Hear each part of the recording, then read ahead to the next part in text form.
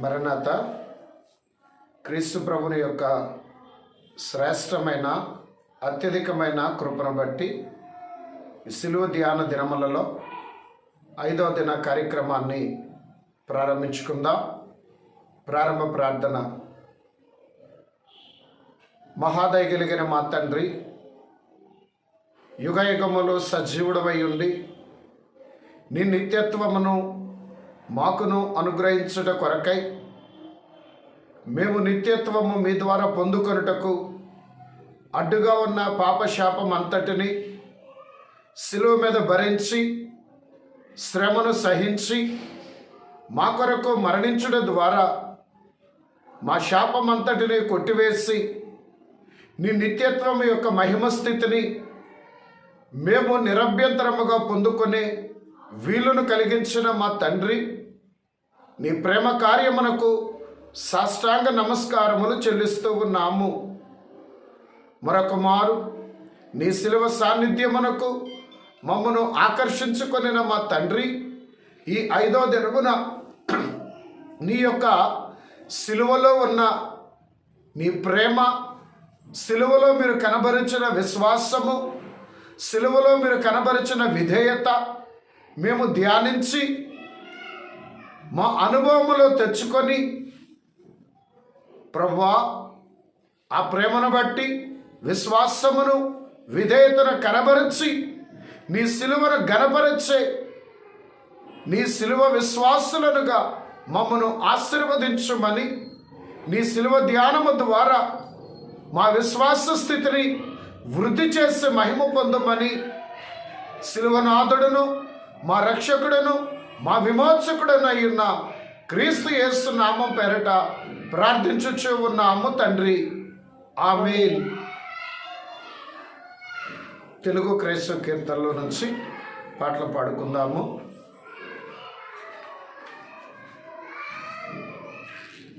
పన్నెండవ పాట తెలుగు క్రైస్తవ కీర్తన పుస్తకంలో నుంచి 12వ పాట పాడుకుందాం. స్తుతులు ఘన సంస్తుతులు నీకే మతిలో నా తండ్రి, స్తుతులు ఘన సంస్తుతులు నీకే మతిలో నా తండ్రి. ప్రతి విషయ ప్రార్థన సమయాంబన, ప్రతి విషయ ప్రార్థన సమయాంబన కృతజ్ఞతాస్తోత్రము తండ్రి, కృతజ్ఞతాస్తోత్రము తండ్రి. స్తుతులు ఘన సంస్తుతులు నీకే మతిలో నా తండ్రి. ప్రసవ వేదన ప్రార్థన చేయు వాలేమో తండ్రి, ప్రసవ వేదన ప్రార్థన చేయు వాలేమో తండ్రి. నిసుపైన విజ్ఞాపన ప్రార్థన, నిసుపైన విజ్ఞాపన ప్రార్థన నేర్పు ప్రసాదించుము తండ్రి, నేర్పు ప్రసాదించుము తండ్రి. స్తుతులు ఘన సంస్తుతులు నీకే మతిలో నా తండ్రి. ఆ స్థితి యోంచము నెరవేరూప ర్యంతము నా తండ్రి, ఆ స్థితి యోంచము నెరవేరూప ర్యంతము నా తండ్రి. దుస్థితి పోవట భాగ్యములన్నిట, దుస్థితి పోవట భాగ్యములన్నిట దొడ్డ భాగ్యమే నా తండ్రి, దొడ్డ భాగ్యమే నా తండ్రి. స్తుతులు ఘన సంస్తుతులు నీకే మతిలో నా తండ్రి.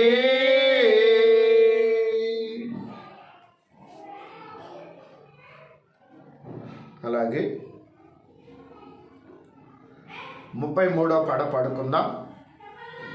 తెలుగు క్రైస్తవ కీర్తన పుస్తకంలో నుంచి 33వ పాట. ఎంత గొప్ప బొబ్బ పొట్టేనో దానితో రక్షణ ఎంతయును సమాప్తమాయేను. ఎంత గొప్ప బొబ్బ పుట్టెను యేసునకు గల్వరి మేట, సంతసముతో సిల్వ గొట్టగ సూర్యుడంధకారమాయెను. ఎంత గొప్ప బొబ్బ పుట్టెను, దానితో రక్షణ ఎంతయును సమాప్తమాయేను.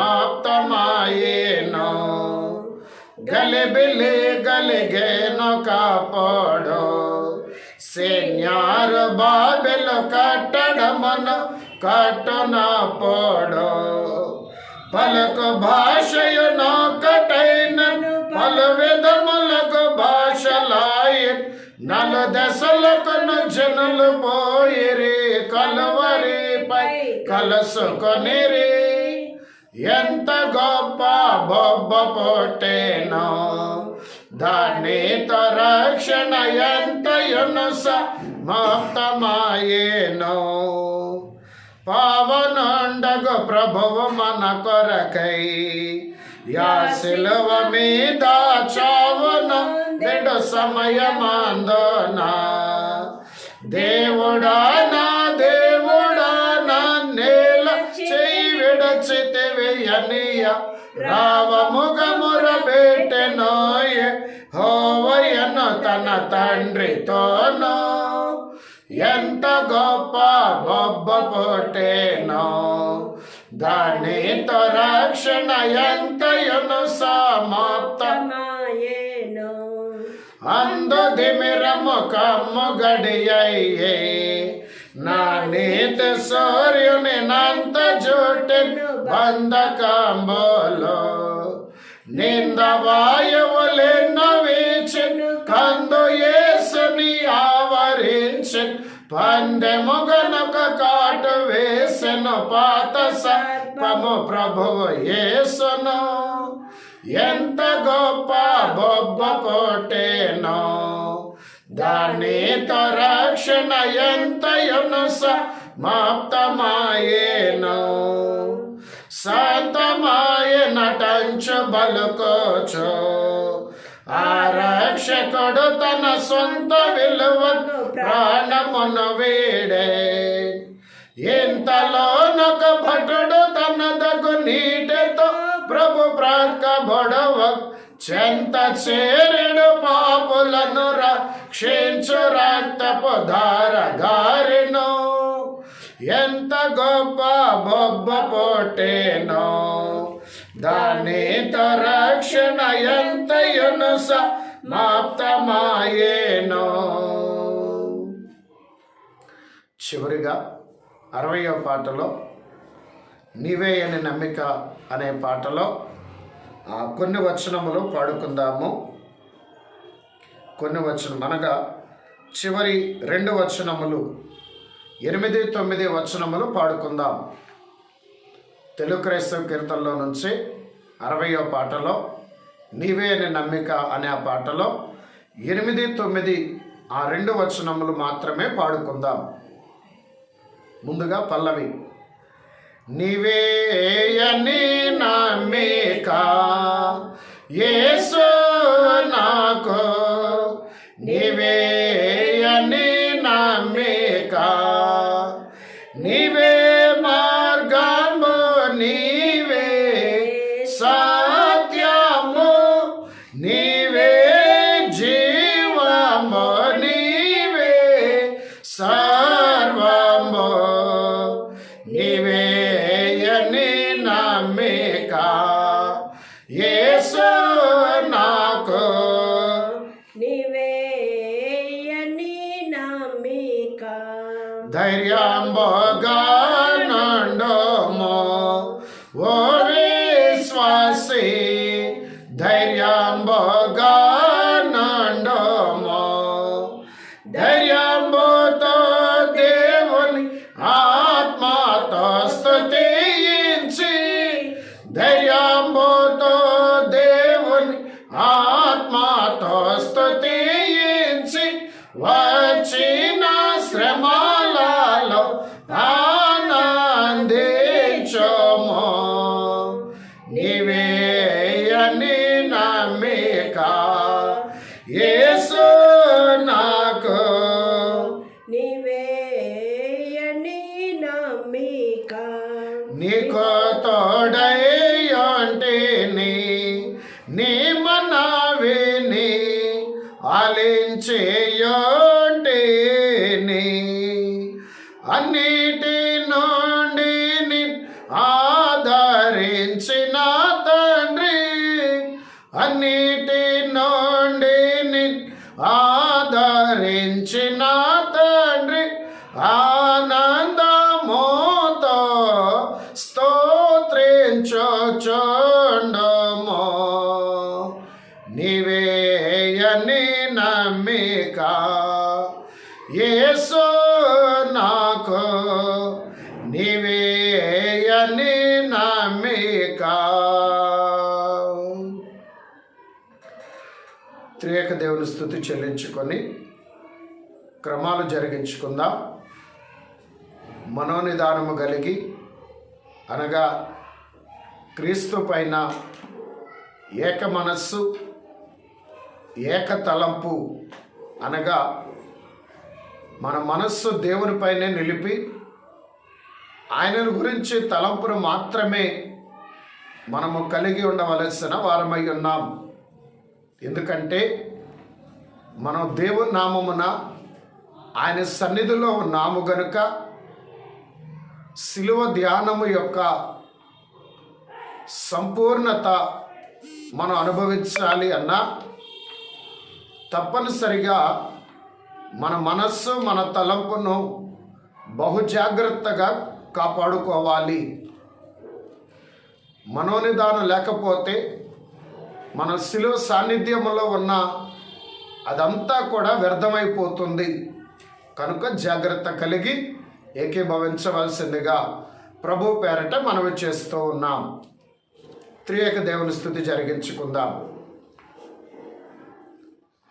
తండ్రికిని కుమారునికిని పరిశుద్ధాత్మకును ఆది యందును ఇప్పుడును ఎల్లప్పుడును యుగ యుగములందు ఉండునట్లుగా మహిమ ఘనత కీర్తి ప్రభావములు ఆయనకు చెల్లును గాక. ఆమేన్.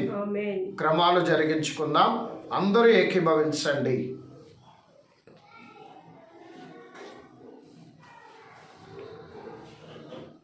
దైవ లక్షణంలో స్థుతులను జరిగించుకుందాము. అందరూ నాతో ఏకీభవించండి. స్వతంత్రుడైన ప్రభువా సర్వకార్యములు నీ అంతట నీవు చేయగల తండ్రి నీకు స్తోత్రములు. నేను కూడా స్వతంత్రముగా పనిచేయగల శక్తి అనుగ్రహింపగలవు. నీ మీద మాత్రమే ఆధారపడి నాలోని స్వతంత్రమును బట్టి నా కార్యములు చేసుకొనగల స్థితి అనుగ్రహించినావు కనుక నీకు స్తోత్రములు. స్వేచ్ఛాపూర్వకమైన స్తోత్రములు బలవంతముగా కాక కేవలము స్వతంత్రముగా నిన్ను స్తుతింపగోరుచున్నాను. నీ గుణములన్నీయు నాకు కూడా అనుగ్రహించుట వలన నీ లక్షణ రూపము నీ కోరిక నాకు అనుగ్రహించినావు. అన్నియు అనుగ్రహించి ఒక స్వాతంత్రపు లక్షణము అనుగ్రహింపకున్న ఎడల తక్కినవన్నీయు ఇచ్చిన ప్రయోజనం లేదు. కనుక స్వాతంత్ర లక్షణం ఇచ్చినందుకు నీకు స్తోత్రములు. ఆమేన్. సర్వంబోలో నీవు సర్వమయ్యున్నావు. సర్వంబోలో నీవు సర్వమయ్యున్నావు. నిర్వహించితివి నా నిఖిల కార్యములు. సైతాన్ని ఎదిరించే సూత్రములు ప్రారంభ ప్రార్థన. ఓ త్రియేక దేవుడైన తండ్రి, ఓ త్రియేక దేవుడైన తండ్రి, సాతాన్ని ఎదిరించవలని సాతాన్ని ఎదిరించి నీ వాక్య గ్రంథంలో వాయించినావు. ఇదిగో ఇప్పుడే నీ సన్నిధానమందు వాటిని ఎదిరించుచున్నాము. మా ఎదిరింపుల వల్ల సైతానుకు వేదన నిస్సత్తువ కలిగించుము. మా ఎదిరింపుల వలన నీకు మహిమ సంగమునకు జయము కలిగించుము. దయగల తండ్రి, సర్వశక్తి గల తండ్రి, మేము సాతానును ఎదిరించుటకు నీ సర్వశక్తిలో నుండి మాకు శక్తిని దయచేయము. శత్రు బలమంతటి మీద మీకు అధికారం ఇచ్చి ఉన్నానని లూకా 10వ అధ్యాయంలో వాయించినావు. కాబట్టి మా తండ్రి, ఆ అధికారంను మేము వాడుకునే కృప దయచేయమని ప్రభు నామములో వేడుకొంచున్నాము. సర్వలోకమును సృష్టించిన సృష్టికర్త అయిన తండ్రి యొక్క నామంలో సర్వలోకమును రక్షించిన రక్షణకర్త అయిన యేసు ప్రభు యొక్క నామంలో సర్వలోకమును ఆదరించుచు ఆయతపరచుచున్న పరిశుద్ధాత్మ తండ్రి యొక్క నామంలో త్రియేక దేవుని నామంలో గాలి లోకంలో బంధకంలో ఉన్న ఓ సాతానాను చెల్లారా, దురాత్మలారా, దురాత్మల సమూహములారా, దెయ్యములారా, భూతములారా, పిశాచములారా, మేము మిమ్ములను ఎదిరించుచు గద్దించుచున్నాము గనుక మా ఎదిరింపులు గద్దింపులు జాగ్రత్తగా ఆలకించుమని త్రియేక దేవుని నామంలో మీకు ఆజ్ఞాపించుచున్నాము. ఓ పిశాచి, మా బైబిల్ గ్రంథంలో నీ పేరు ఎక్కడ ఉదహరించినను, నీ చేతలు ఎక్కడ ఉదహరించినను చెడిగే గాని మంచి లేనే లేదు. నీ చరిత్ర మొదటి పర్యాయం ఉన్న ఆది కాండము మొదలుకొని ప్రకటన గ్రంథము వరకు నీవు కళ్ళు విప్పి చూస్తే ఒక్కొక్క చరిత్రకుని యొద్దకు వెళ్ళటము సిగ్గుపడి మళ్ళటము ఉంటుంది. నీవు సిగ్గుపడని క్రియ ఏదైనా ఒకటైనా గ్రంథంలోనున్నదా? లేదు. ఆమేన్. సాతాను సర్పమా, సర్వకార్యములందు శ్రమలతో కూడిన చావు నీకు. నన్ను బాధించినప్పుడల్లా వ్రాతలో పడిన శిక్షలు పైపడును నీకు. యూఫ్రటీస్ నది వద్ద ఉన్న భూతాలకు కలిగిన దుర్గతి కలుగు నీకు. విజ్ఞప్తి పత్రిక వెల్లడింపకు ముందే కంపము భీతియు కలుగు నీకు. హెడస్ అని మాట తలనొప్పి హింస నీకు. హర్మగద్దని యుద్ధము హడలు నీకు. కడుతరగని గొయ్యే ముట్టికాయ నీకు. అగ్నిగుండమనంత నిరాశ నీకు. సైతాను క్రియలకు సర్వనాశనము. సైతాను క్రియలకు సర్వనాశనము. నితలంపులకెల్లా నెరవేర్పో నిజము. సమర్పణ ప్రార్థనలను జరిగించుకుందాము. ఇశ్రాయేలీయుల యొక్క శత్రువులను చెలరేగనిచ్చినట్లుగా నీవు మా శత్రువులను చెలరేగనిచ్చుట అనగా వారు చెలరేగుచుండగా నీవు ఊరకుండుట. ఎందుకనగా మా చేత ప్రార్థనలు చేయించుటకే, మా చేత ఎక్కువ సేవ బహు తీవ్రముగా కొనసాగించుటకే. అందుకే నీవు మౌనముగా ఉన్నావు గనుక నీకు వందనములు. ఆమేన్. వందనములు నీకు, శుభ వందనములు నీకు. వందనములు నీకు, శుభ వందనములు నీకు. ఆనందముతో కూడిన నా హృదయ వందనములు నీకు. రాకడ ప్రార్థన స్థుతులను జరిగించుకుందాము. నాతో ఏకీభవించండి. ఒక గ్రామంలో ఇంటి యజమానుడు తన కుమారునికి వివాహం ఏర్పరచును. మరి ఒక గ్రామంలో ఇంకొకరు తన కుమార్తెకు పెళ్లి ఏర్పాటు చేయను. కానీ పెళ్లి కుమారుడు పెళ్లి కుమార్తె మన దేశంలో మాట్లాడుకున్నారు. అయితే మానవులు పాపలోకంలో పుట్టిరి గనుకను ప్రభు తన స్వరక్తముతో శుద్ధి చేసెను. గనుకను ప్రభువు పెళ్లి సంఘముతో గదిలో సన్నిధిలో మాట్లాడును. సంఘము అను పెళ్లి కుమార్తెయు వరుడైన ప్రభువును మాట్లాడుకొనుచున్నారు. ఇట్టి చనువు సంఘములకు ఇచ్చిన ప్రభువా నీకు స్తోత్రములు. ఆమేన్. జనక సుతాత్మలకు స్తుతులు. సంగవధువు వల్ల భువిని మనసున స్తుతి కార్యము తప్ప మరి మనసున స్తుతి కార్యము తప్ప మరి పని ఏమోన్నది భక్త జనాళికి పని ఏమోన్నది భక్త జనాళికి త్వరగా రానన్నా యేసు త్వరగా రామో తండ్రి. సర్వోన్నతుడ అత్యధికమైన కృపా సత్య సంపూర్ణుడమైన మా తండ్రి మీకు వందనములు నాయన. ఇంతవరకు మా మధ్య ఉండి ఇదిగో నాయన క్రమముల ద్వారా మహిమ ఘనత కీర్తి ప్రభావములు పొందుకున్న మా తండ్రి మీకు స్తుతులు చెల్లిస్తూ ఉన్నాము. ఈ సమయంలో నాయనా సిలువనాథుడా నీ పాదముల యొద్దకు మమ్మల్ని ఆకర్షించుకుని మీరే నాయనా మాతో మాట్లాడమని అడుగుచున్నా. మనుష్యుడు రొట్టె వలన మాత్రము కాదు కానీ దేవుడు అయిన నీ నోట నుండి వచ్చు ప్రతి మాట వలన మానవులు జీవించును గనుక దేవా మాతో మాట్లాడము. మేము ఈ లోకంలో మాత్రమే జీవించుట ముఖ్యము కాదు నాయన. ఈ లోకము నుంచి రాకడ మేఘమెక్కి మీ యొద్దకు వచ్చి మీతో పాటు యుగయుగములు ఆ మహిమలోకములో జీవించుట ప్రాముఖ్యము.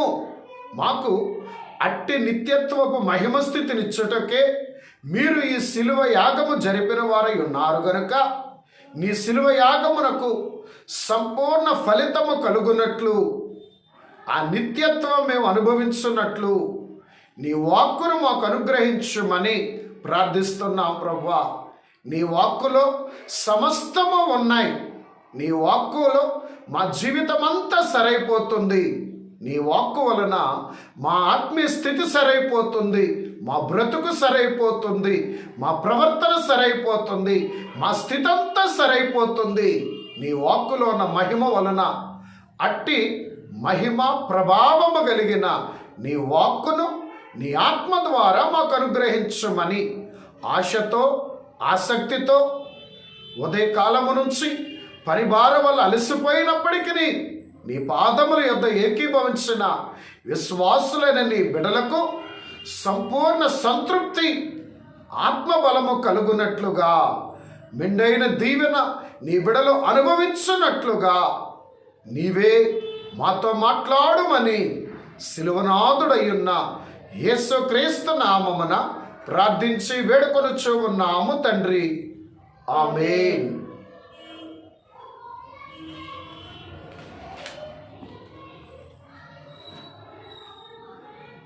సిలువనాథుడును మన రక్షకుడు అయిన యేసుక్రీస్తు ప్రభుని యొక్క కృపా సమాధానములు, సిలువలో ఉన్న సంపూర్ణ విడుదలతో కూడిన విమోచన, సిలువలో ఉన్న శుభము సిలువనాథుడు మీకు అనుగ్రహించును గాక. ఆమేన్.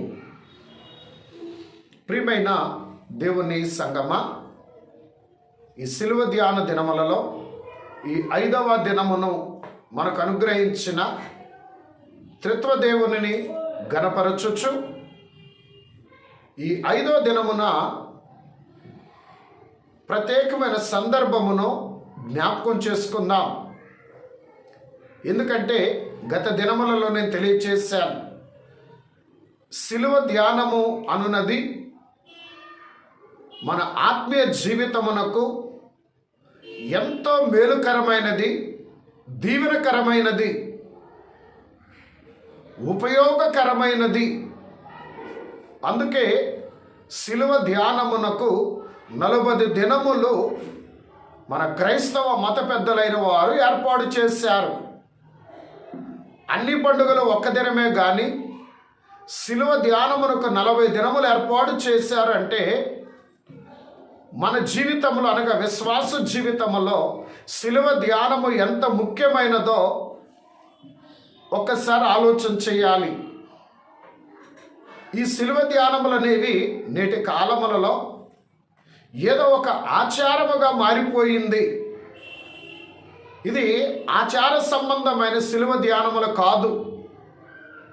మన ఆత్మీయ జీవితమును సరిదిద్దుకునేటువంటి శిలువ ధ్యానము, మన బ్రతుకును క్రీస్తుకు అనుకూలంగా మార్చుకోవడానికి శిలువ ధ్యానము. గనుక ఎవరైతే ఆత్మ జ్ఞానము కలిగి, ఎవరైతే సంపూర్ణంగా హృదయపూర్వకంగా శిలువను ధ్యానిస్తారో ఆత్మీయ జీవితాన్ని మెరుగుపరుచుకోవాలి, నూతనపరుచుకోవాలి అని అట్టి ఆశతో ఎవరైతే శిలువను ధ్యానిస్తారో అప్పుడే పౌలు గారు చెప్పుచున్న ఆ శిలువలో ఉన్న శక్తి ఏంటో మనం అనుభవిస్తాం. అందుకే పౌలు గారు అంటున్నారు కదా, శిలువను గురించిన వార్త నశించుచున్న వారికి వెర్రితనముగా ఉన్నది కానీ రక్షింపబడుచున్న మనకి దేవుని యొక్క శక్తి, శిలువ ద్వారా కలిగే ఆ దేవుని యొక్క శక్తిని మనం పొందుకుంటాం. ఆత్మతో యథార్థంగా మన బ్రతుకులు మార్చుకోవాలని శిలువను ధ్యానించినట్లయితే, ఏదో ఆచార సంబంధంగా చేసినట్లయితే దానివల్ల పెద్ద ఫలితం ఉండదు. మన పరిస్థితులలో కూడా మార్పు రాదు, జీవితంలో కూడా మార్పు రాదు. కనుక శిలువ ధ్యానం అనేది చాలా ఉపయోగకరమైనది. కనుక దాన్ని మనం సద్వినియోగము చేసుకుందాం. సరే, అయితే ప్రియమైన దేవుని సంగమా, ఈరోజు వాక్యమునకు మరొక చిన్న టైటిల్ లాగా ఏర్పాటు చేస్తున్నాను. శిలువ యందలి విశ్వాస సంపూర్ణత. శిలువ యందలి విశ్వాస సంపూర్ణత అనగా, శిలువ అనగా శ్రమ అని మనం చెప్పుకున్నాం. శిలువ అనగా ఒక వధ్య స్తంభము అని కూడా మనం గ్రహించాలి. అంతేగాక శిలువ వేయుట అంటే కొరత వేయుట అని కూడా మనం గ్రహించుకోవాలి.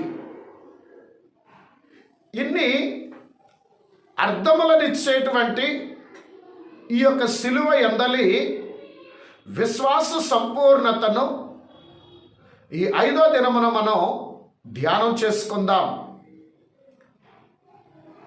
ప్రియమైన దేవుని బిడ్డలారా, శిలువ ధ్యానములలో విశ్వాసము యొక్క సంపూర్ణత ఏమిటి అంటే, ఇక్కడ ఒకసారి మనం యేసుక్రీస్తు ప్రభు వారు కూడా దేవుని కుమారుడు, దేవుడై ఉన్నప్పటికీ కూడా, దేవుని కుమారుడు దేవుడై ఉన్నప్పటికీ కూడా ఈ శరీరధారి దినములలో ఆయన కూడా మానవ స్థితిలోకి వచ్చాడు కనుక యేసుక్రీస్తు కూడా తన విశ్వాసమును కనబరిచిన వాడై ఉన్నాడు.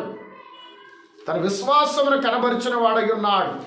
నేను దేవుని కుమారుని కదా, నేను దేవునిని కదా, విశ్వాసంతో నాకేంటి పని అని ఆయన అనుకోలా. మానవ శరీరధారిగా ఉన్నాడు కనుక ఆయన కూడా తండ్రి అయినటువంటి యెహోవా దేవుని ఎడల విశ్వాసము కలిగిన వాడై ఆ విశ్వాసమును కనబరిచిన వాడై ఉన్నాడు.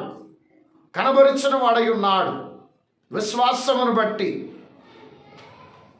యేసుక్రీస్తు శరీరధారిగా ఉన్న దినములలో మానవులమైన మనము ఎలాగుండాలో ఆయన ఉండి చూపించాడు. మానవులమైన మనం ఎలాగుండాలో ఆయన ఉండి చూపించాడు, ఆయన నడిచి చూపించాడు, ఆయన చేసి చూపించాడు.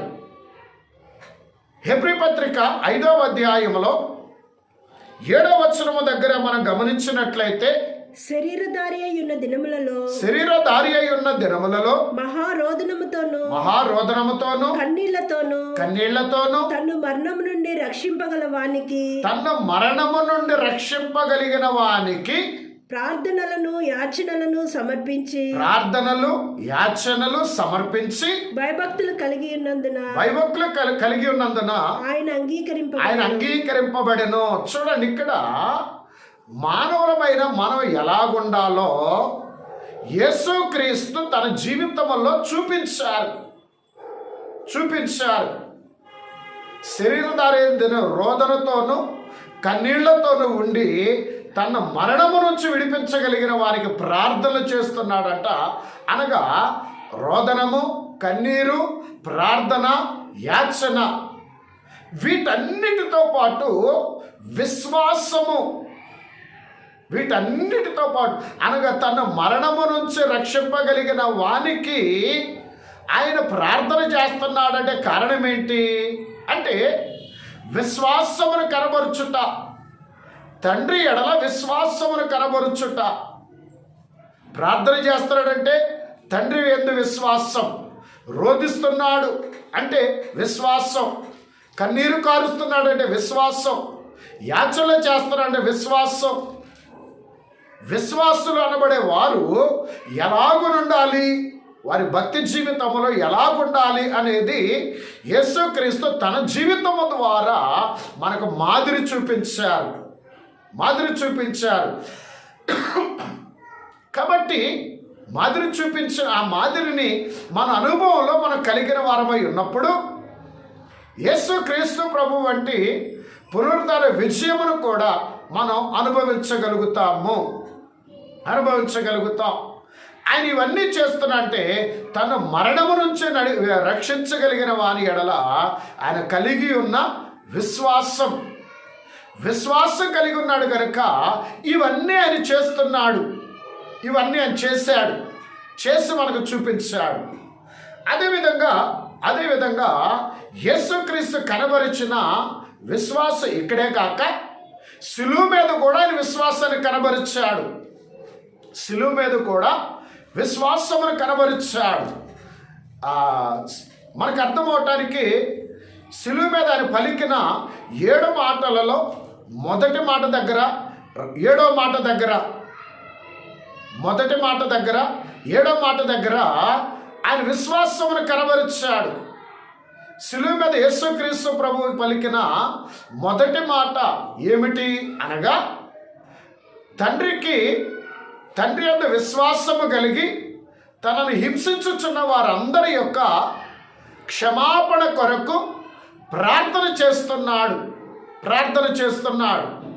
తండ్రి, వీరేమి చేయుచున్నారో వీరెరుగరు గనుక వీరిని క్షమించుము అని ప్రార్థన చేస్తున్నాడు. అంటే తండ్రి యందు విశ్వాసము కలిగి నేను ప్రార్థన చేస్తే ఆయన వీరందరినీ కూడా క్షమిస్తారు అని విశ్వాసము కలిగి ప్రార్థన చేస్తున్నాడు.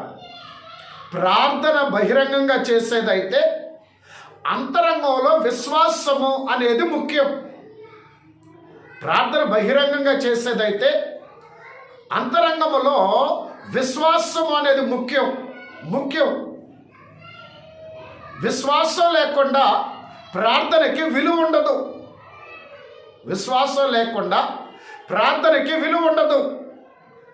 మనకు అర్థమయ్యే విధంగా చెప్పుకోవాలంటే విశ్వాసం అనేది వెహికల్లో పెట్రోల్ లాంటిదైతే వెహికల్ బయటికి కనపడుతుంది. వెహికల్ నడవటానికి కారణం పెట్రోల్. అలాగే విశ్వాసం అనేది పెట్రోల్ వంటిది. పెట్రోల్ ఉంటేనే వెహికల్ అనేది నడుస్తుందో, మన ప్రార్థనకి విలువ ఏంటంటే విశ్వాసమే. అందుకే యేసుక్రీస్తు సిలువ అనే బలిపీఠం మీద ఉండి కూడా ఆయన ప్రార్థన చేస్తున్నాడంటే ప్రార్థన వెనుక తన అంతరంగంలో కలిగి ఉన్నది ఏంటంటే విశ్వాసం. ఆయన కలిగి ఉన్న విశ్వాసాన్ని సిలువ మీద కనబరుస్తున్నాడు. ఆ ప్రార్థన చేయటం ద్వారా విశ్వాసాన్ని కనబరుస్తున్నాడు మొదటి మాట దగ్గర. అలాగే ఏడవ మాట దగ్గర ఏమంటున్నాడు? తండ్రి, నా ఆత్మను నీ చేతికి అప్పగించుకొనుచున్నాను అని 7వ మాటలో చెప్పారు కదా. 7వ మాట దగ్గర ప్రియమైన దేవుని సంగమా, మరి ఇంతగా మన కొరకు భూమి మీదకు వచ్చిన ఆయన మన పాపమంతా తన మీద వేసుకొని మన కొరకు ఆయన పాపముగా మారిపోయాడు. మన కొరకు ఆయన పాపముగా మారిపోయాడు. ఎప్పుడైతే గెత్సెమనే తోటలో ఆ గిన్నెలో ఉన్న సర్వమానవాళి యొక్క ఆదాము గారు మొదలుకొని అంత్య తీర్పు వరకు వచ్చుచున్న రానయున్న సర్వమానవాళి యొక్క పాపమును ఆయన త్రాగుటను బట్టి మన పక్షంగా ఆయన పాపముగా మారిపోయాడు. గనుక పాపముగా మారిపోయి సిలువ శ్రమను ఆయన అనుభవిస్తూ ఉన్నారు. అంతటి సిలువ శ్రమను అనుభవించినప్పటికీ కూడా అనుభవిస్తూ తండ్రి అప్పగించిన పనిని నేను పూర్తి చేశాను అనేటువంటి ఉద్దేశము పూర్తి చేశాను కనుక ఇదిగో నా తండ్రి నా ఆత్మను తప్పకుండా ఆయన అంగీకరిస్తారు అని విశ్వాసము కలిగిన వాడే తన ఆత్మను తండ్రికి అప్పగించుకుంటున్నాడు. ఏమాత్రం అనుమానించట్లా, సందేహించట్లా, వెనకాడట్లా. విశ్వాసమును బట్టి నా తండ్రి తప్పకుండా నా ఆత్మను అంగీకరిస్తాడు, ఆయన నన్ను అంగీకరిస్తాడు, నేను చేసిన పనిని అంగీకరిస్తాడు అని విశ్వాసమును బట్టి తన ఆత్మను తండ్రికి అప్పగించుకుంటూ ఉన్నాడు. కావున అనగా నా తండ్రి నాకు అప్పగించిన పని అంతా నేను పూర్తి చేశాను అని ఆయన నమ్మాడు. రెండవది తన ఆత్మను తన తండ్రికి అప్పగించుకుంటున్నాడు. ఇక్కడ తన యొక్క విశ్వాసమును కనబరుచుచూ ఉన్నాడు. దేవుని కుమారుడు దేవుడైనప్పటికీ మానవుడిగా వచ్చాడు కనుక మన యొక్క ఆత్మీయ జీవితానికి మాదిరి చూపించి మనం ఎలాగుండాలో చూపించి ప్రార్థన చేసేటప్పుడు ఎలా విశ్వాసం కలిగి ఉండాలో చూపించి దేవునికి మనల్ని మనం ఎలా అప్పగించుకోవాలో సమర్పించుకోవాలో ఆ స్థితిలో విశ్వాసమును ఆయన చూపించిన వారై ఉన్నారు. మానవుడిగా ఉన్నాడు కనుక మనకు మాదిరి చూపించారు. యేసుక్రీస్తు ప్రభు వాస్తవంగా ఆయన విశ్వాసం కలిగి ఉండాల్సిన అవసరం, ఆయన దాన్ని కనబరచాల్సిన అవసరం లేదు. అయితే ఆయన జీవితంలో ఉన్న ప్రతి స్థితిని మనకు మాదిరిగాను మనకు ఆశీర్వాదకరంగా మనకు మేలుకరంగా ప్రభు ఉంచారు. కనుక ఇప్పుడు మనం విశ్వాసమును కలిగి ఉండటం ఎంత ముఖ్యమో దీనిని బట్టి మనం అర్థం చేసుకోవాలి. అయితే మరి అట్టి విశ్వాసాన్ని యేసుక్రీస్తు ఎలాగో కనబరిచాడో ఇప్పుడు ఆ యొక్క విశ్వాసమును గురించి మనం ధ్యానం చేసుకుందాం కొన్ని విషయాలలో. ఎందుకంటే విశ్వాసము అనేది ఎంత బలమైనది,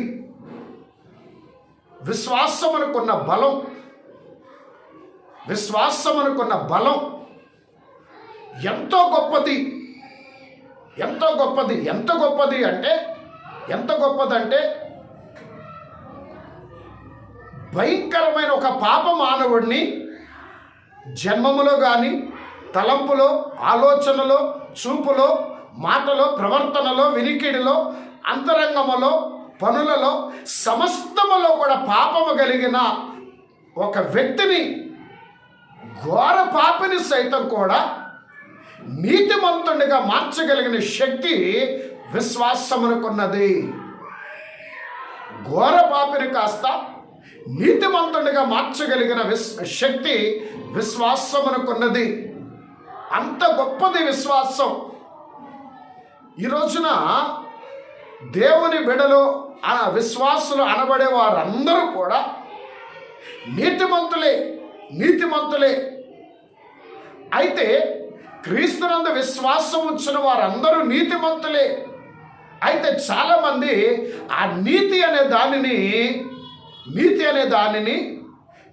వస్త్రమును మురికి చేసుకుంటున్నారు. ఏ పాపమునైతే వదులుకొని క్రీస్తునందు విశ్వాసం ఉంచి నీతిమంతులుగా మార్చబడ్డారో, అనగా క్రీస్తునందు విశ్వాసం ఉంచడాన్ని బట్టి నీతి అనే వస్త్రాన్ని ఆయన మనకి ఉచితంగా ఇస్తున్నారు.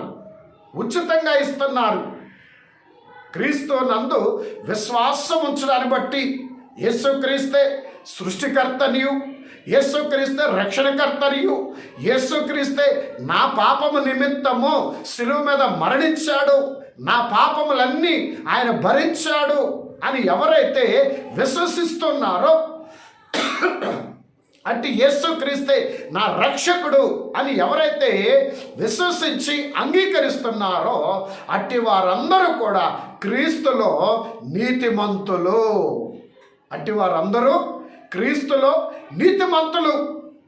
నీతిమంతులు. అయితే ఇప్పుడు మనం చేయవలసింది ఏంటంటే ఆ నీతిని మనం కాపాడుకోవాలి. ఆయన విశ్వాసమును బట్టి ఉచితంగా మనకు అనుగ్రహించిన ఆ శ్రేష్టమైన నీతి అనే దానిని మనం కాపాడుకోవాలి. ఆ నీతి అనే వస్త్రము మురికి కాకుండా చూసుకోవాలి. నీతి అనే వస్త్రమును మురికి కాకుండా చూసుకోవాలి. ఆ నీతి అనే వస్త్రమును సాతాను దొంగిలించకుండా కాపాడుకోవాలి. ఎందుకంటే ఇక్కడ ఎలా వాడు మురికి చేస్తున్నాడు, ఎలా వాడు దొంగిలిస్తున్నాడు అంటే, మనం క్రీస్తు ప్రభువు మీద ఆధారపడ్డాం, ఆనుకున్నాం అని చెప్పి, క్రీస్తు ప్రభువు మీద ఆనుకున్నామని చెప్పి మనుషుల మీద, లోకం మీద, వాటి మీద, వీటి మీద ఆనుకుంటూ ఉంటాం. అదే మన నీతిని మురికి చేసుకోవడం. దేవుని మీద ఆధారపడ్డాం అని చెప్పుకుంటూ మనుషుల మీద, వాటి మీద, వీటి మీద ఆధారపడుతుంటాం. అదే మన నీతిని మురికి చేసుకోవటం. రెండవది దేవుడు లేడు అన్నట్లుగా, ఆయన నన్ను చూడట్లేదు అన్నట్టుగా, శ్రమ నుంచి నన్ను విడిపించట్లేదు అన్నట్టుగా, ఈ అనారోగ్యంలో నన్ను స్వస్థపరచడు అన్నట్టుగా, ఇక ఆయన లేడు అన్నట్లుగా మనం నిరాశలోకి వెళ్ళిపోతాం. ఇక దేవుడు లేడు, నన్ను చూడట్లేదు, నన్ను పట్టించుకోవట్లేదు అనే ఒక నిర్ణయానికి వచ్చేసేసి నిరాశలోనికి, విచారములోనికి, దుఃఖములోనికి దిగజారిపోయి ఇంకేముంది, నా బ్రతికింతే, నా రోజులు మారు, నా పరిస్థితులు మారు, ఇక నా బ్రతికింతే అని నిర్ణయానికి వచ్చేస్తాం. ఇదే సాతాను మన నీతిని దొంగిలించినప్పుడు మనం ఇటువంటి పరిస్థితుల్లో ఇట్టి ఆలోచనలే చేస్తాం. ఎవరిలోనైతే ఇట్టి ఆలోచనలు ఉన్నాయో వారు గమనించుకోండి. మీ విశ్వాసం ద్వారా మీరు విశ్వాసమును బట్టి యేసు క్రీస్తు ద్వారా మీరు పొందుకున్న నీతిని సాతాను దొంగిలిస్తున్నాడు. కాబట్టి మనం నిరాశలోనికి దిగజారిపోయాము అని అర్థం. ఏమండి, మన వస్తువుని ఎవరైనా దొంగిలిస్తే, మన వస్తువుని ఎవరైనా తీసుకుంటే, లేదా మన వస్తువుని ఎవరైనా కాజేస్తే ఊరుకుంటామా? దేవాది దేవుడు తాను శిలువ మీద మరణించి సమస్త మీద జయము పొంది ఆ శక్తి చేత ఆయన విశ్వాసమును బట్టి ఆయన శిలువ మరణం ద్వారా సంపాదించి మనకిచ్చిన నీతిని దొంగిలించినప్పుడు మనం ఎంత రోషం కలిగి ఉండాలా? ఆ నీతిని కాపాడుకోవడానికి మనం ఎంత రోషం కలిగి ఉండాలి. ఈ లోక సంబంధమైన ఒక వస్తువును దొంగిలిస్తేనే, సొమ్మును దొంగిలిస్తేనే, ఏదైనా ఒకటి దొంగిలిస్తేనే మనం ఎంతో ప్రయాసపడతాం, దాన్ని పొందుకోవడానికి ఎంతో కష్టపడతాం కదా. దాన్ని తిరిగి సంపాదించుకోవడానికి, తిరిగి సమకూర్చుకోవడానికి ఎంతో కష్టపడతాం. మరి సాతాను మన నీతిని దొంగిలిస్తుంటే మనం ఎందుకు మనం రోషం లేని వారంగా ఉండాలా? ఇది జాగ్రత్తగా ఆలోచన చేసుకోవాల్సిందిగా ప్రభు పేరట మనం చేస్తూ ఉన్నాను.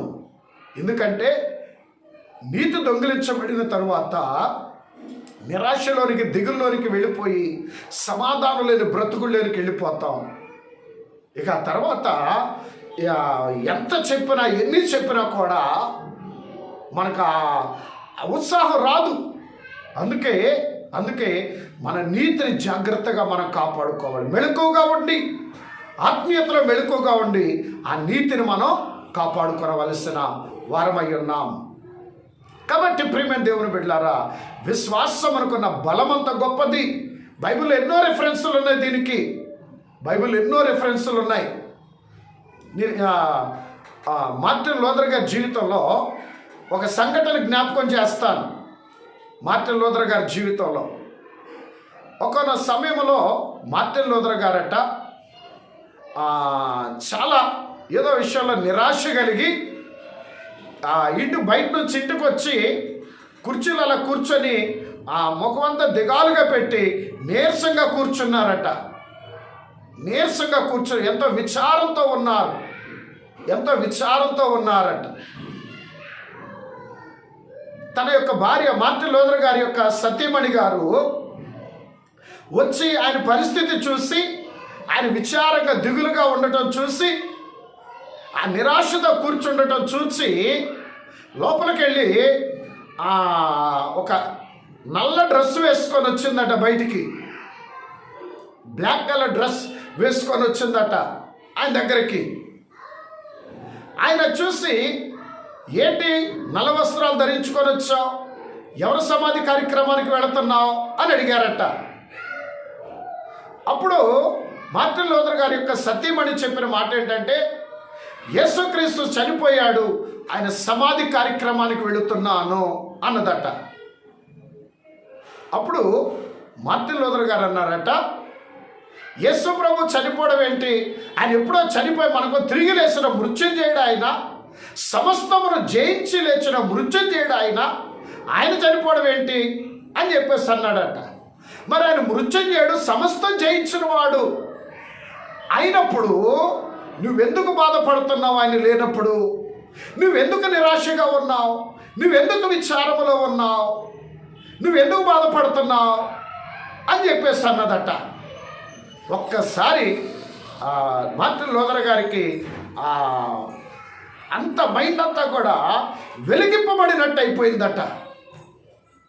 ఎందుకు ఆయన లేడు, క్రీస్తు లేడన్నట్లుగా, నన్ను చూడట్లేదు అన్నట్టుగా నేను ఎందుకు విచారంలో, దుఃఖంలో ఉండాలి అని అనుకున్నా అని వెంటనే ఆయన విచారంతో ఉండటం మానేశాడట. కనుక జాగ్రత్త. సాతానుడు అవకాశం కోసం చూస్తుంటాడు. యేసుక్రీస్తు తన శిలువ మరణం ద్వారా సంపాదించి మనకిచ్చిన నీతి అనేటువంటి ఆ వస్త్రాన్ని వాడు దొంగిలించడానికి ప్రయత్నం చేస్తాడు. వాడు దొంగిలించి నీతిని పోగొట్టుకుంటే ఉండే పరిస్థితి ఇలాగుంటుంది. అందుకే మార్టిన్ లూథర్ గారి గురించిన ఆ ఉదాహరణ చెప్పడానికి గల కారణం. కనుక జాగ్రత్త. అయితే ఇక్కడ మనం రోషం కలిగి ఉండాలి. రోషం కలిగి ఉండడం అంటే ఎవరి మీద పోట్లాడమని కాదు సుమా, పోట్లాడమని కాదు. ఈ లోకంలో మన వస్తువులు మనకి ఏదైనా ఎవరైనా దొంగిలిస్తే మనం ఎలా పోరాడి సంపాదించుకుంటామో మన నీతిని సంపాదించుకోవాలి. అది ఆ నీతిని రాకడ మేఘమెక్కి క్రీస్తులో ఏకమయ్యే వరకు ఆ నీతిని మనం కాపాడుకోవాలి. కనుక అంటే ఇదంతా చెప్పడానికి కారణం ఏంటంటే, పాపులమైన మనలను నీతిమంతులనుగా మార్చగలిగిన శక్తి విశ్వాసములో ఉన్నది.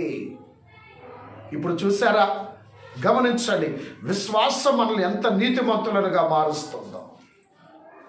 అయితే ఈ విశ్వాసమును నేటి దినములలో ఆచారంగా మార్చేశారండి. విశ్వాసమును ఆచార సంబంధమైనదిగా మార్చేశారు. విశ్వాసం యొక్క సంపూర్ణత చాలామంది క్రైస్తవులలో, దేవుని బిడ్డలలో విశ్వాసం యొక్క సంపూర్ణత అనేది ఉండటం వల్ల జస్ట్ విశ్వాసమే ఉంటున్నారు, కానీ దాని సంపూర్ణతను విశ్వాసులు కలిగి ఉండలేకపోతున్నారు. జాగ్రత్తగా గమనించాలి. విశ్వాసమే దాని యొక్క సంపూర్ణత ఏమిటి అంటే, నేటి దినాన్ని విశ్వాసాన్ని ఎలా మార్చేసుకుంది క్రైస్తవ సంఘం అంటే, యేసునందు విశ్వాసం ఉంచితే మేలు కలుగుద్ది, యేసునందు విశ్వాసం ఉంచితే స్వస్థత వస్తుంది, దీవెన వస్తుంది, ఆశీర్వాదం వస్తుంది, కష్టం నుంచి విడుదల వస్తుంది, యేసునందు విశ్వాసం ఉంచితే ఏ మేలైనా కలుగుద్ది అని ఈ లోక శరీర అవసరతల కొరకు విశ్వాసమును వాడుకుంటున్నారు క్రైస్తవ సంఘం. మంచిదే, కలిగి ఉండాలి, మంచిదే, కానీ అదే సంపూర్ణత కాదు. ఎందుకంటే ఏదో లోక అవసరతల కొరకు మన విశ్వాసమును వాడుకున్నప్పుడు ఆ మేలు కలగనప్పుడు, ఆ దీవెన కలగనప్పుడు, ఆ స్వస్థత ఆలస్యమైనప్పుడు మన విశ్వాసం పాడైపోద్ది, లేదా మన విశ్వాసంలో నుంచి వెనకబడిపోతాం, మన విశ్వాసం నుంచి తగ్గిపోతాం. అందుకే విశ్వాసమును ఈ లోక సంబంధమైన మన శరీర అవసరతల కొరకు వాడుకోవడమే కాదు, విశ్వాసమును మన ఆత్మీయ జీవిత వృద్ధి కొరకు మనం వాడుకోవాలి. ఎప్పుడైతే, గమనించండి ఒక మాట, ఇక్కడ బలమైన మాట, ముఖ్యమైన మాట, మన ఆత్మీయ జీవితం క్రీస్తుల్లో ఎప్పుడైతే బలంగా ఉంటుందో మిగిలిన మన ఆశీర్వాదాలన్నీ సమృద్ధిగా ఉంటాయి. మన ఆత్మీయ స్థితి క్రీస్తునందు బలంగా ఎప్పుడైతే ఉంటుందో మిగిలినవన్నీ సమృద్ధిగా ఉంటాయి, మిగిలినవన్నీ సమృద్ధిగా ఉంటాయి. మన ఆత్మీయ జీవితం దేవుళ్ళ బలంగా లేనప్పుడే, ఎందుకంటే ఆత్మీయ జీవితం బలంగా ఉన్నప్పుడు మనల్ని శోధించడానికి సాతానికి సందు దొరకదు.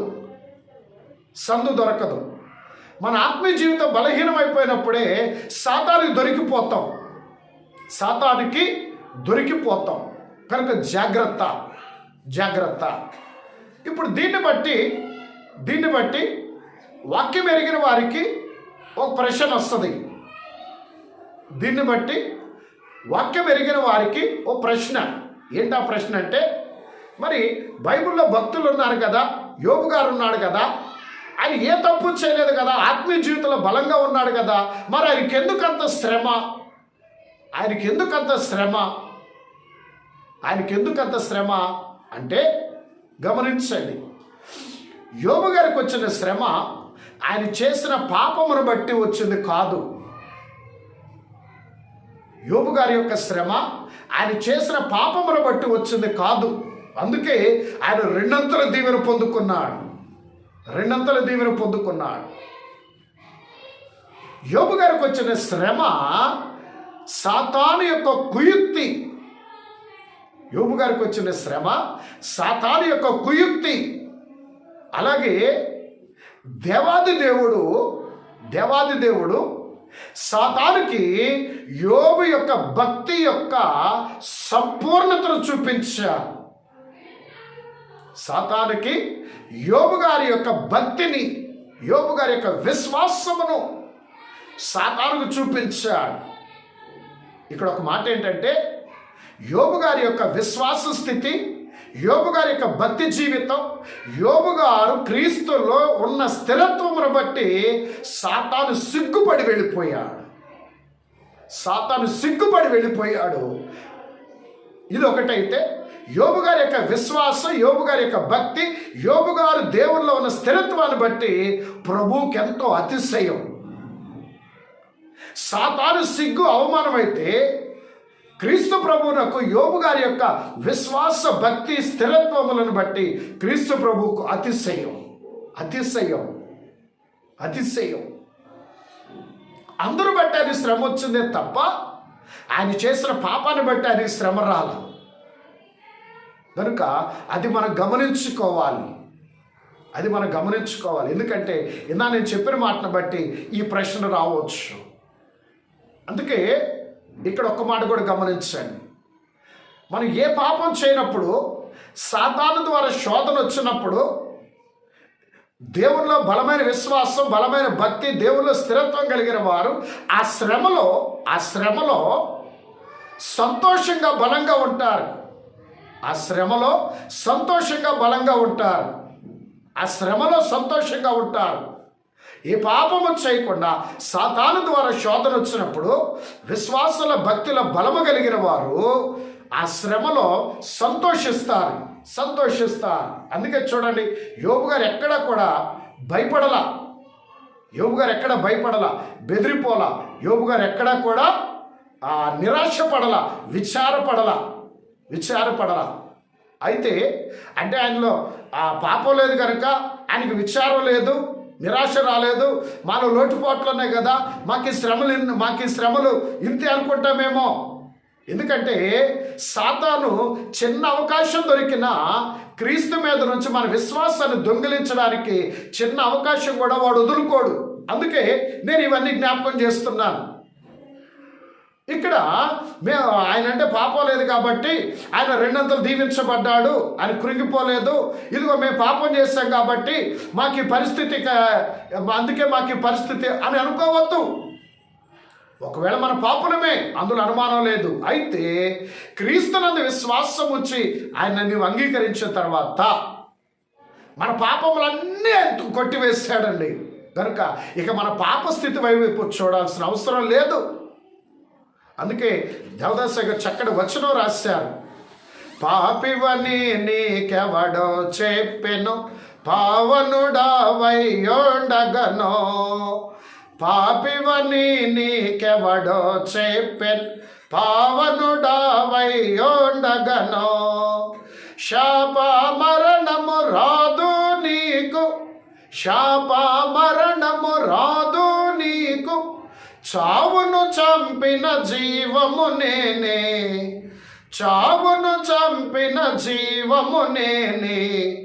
మనోవిచారము కూడదు నీకు, మహిమ తలంపులే కావలెనో.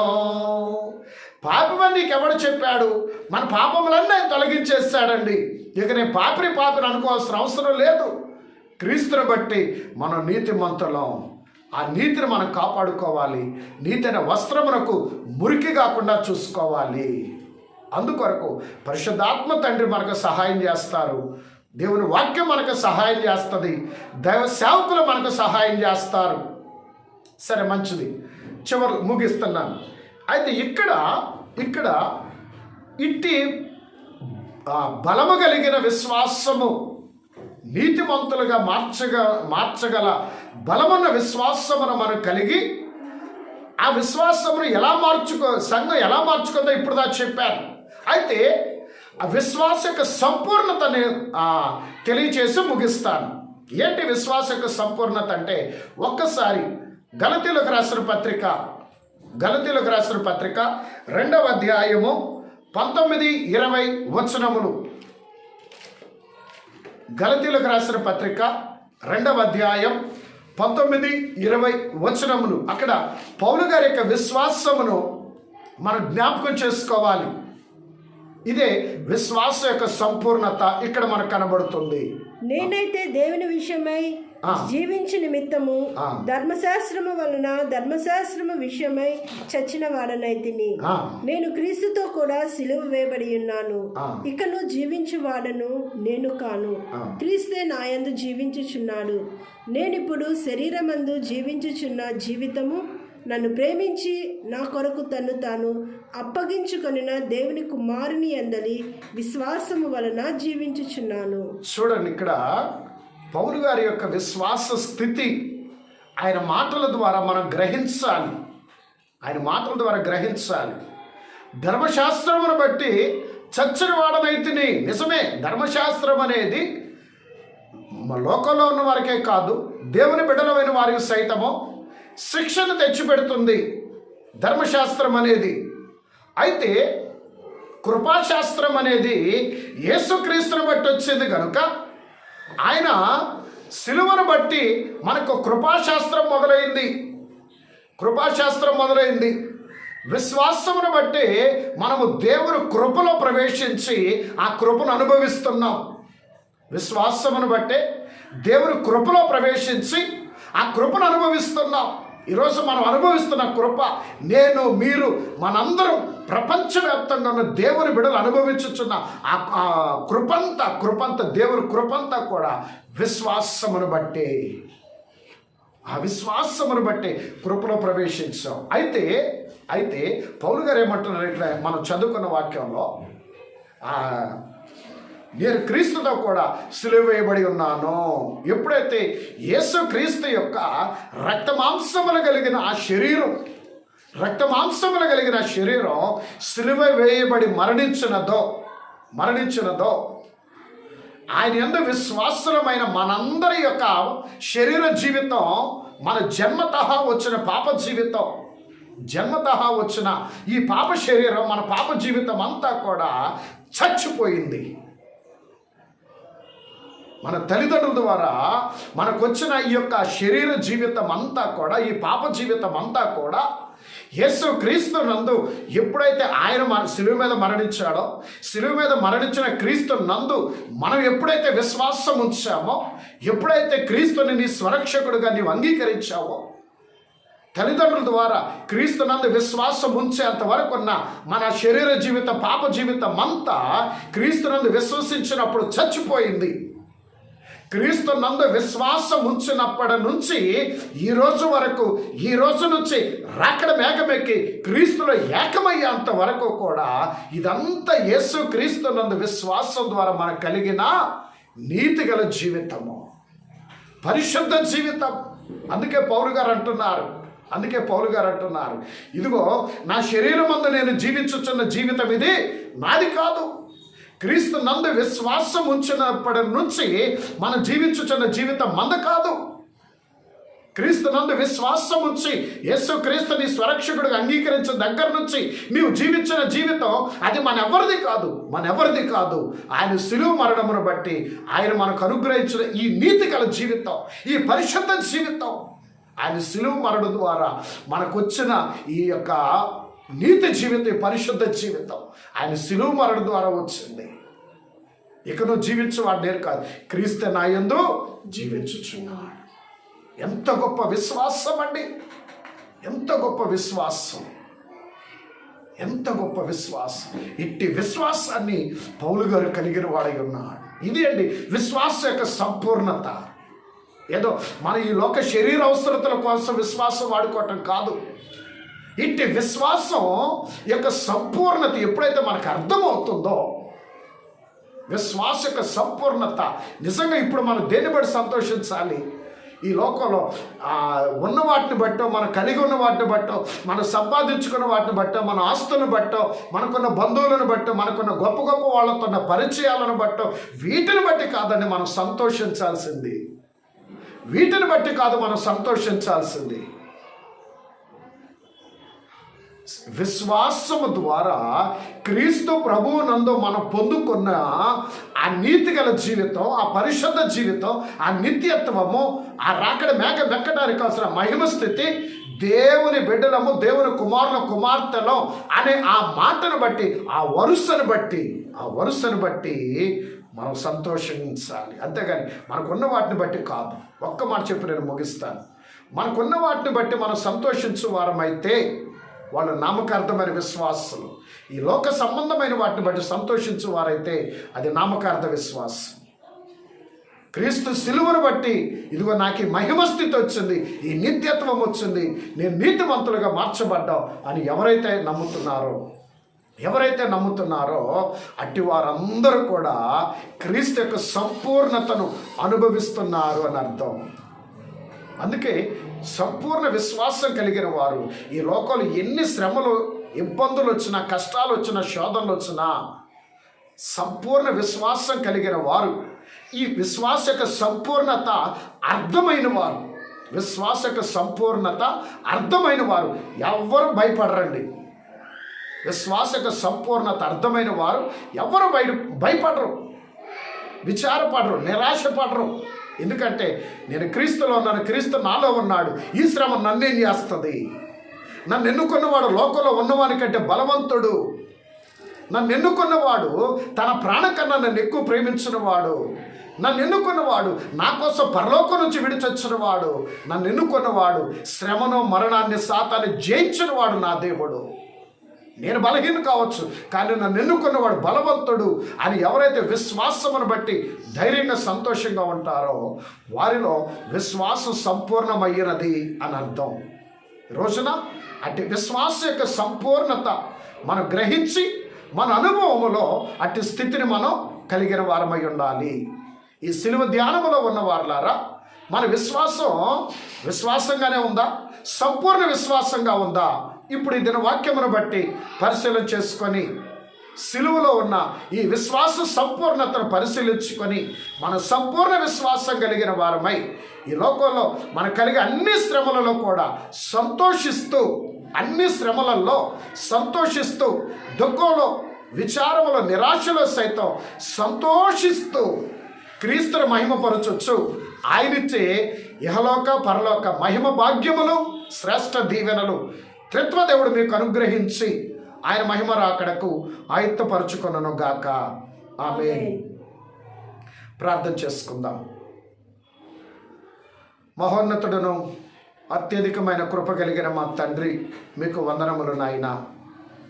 ఇదిగో నాయన, సిలువ యందలి విశ్వాస సంపూర్ణతను మేము ధ్యానము చేసుకొని ఉండగా మా జీవితాలను మేము పరిశీలన చేసుకున్నప్పుడు మా జీవితంలో విశ్వాసం ఉన్నది కానీ సంపూర్ణత లేదు, విశ్వాస సంపూర్ణత లేదు నాయన.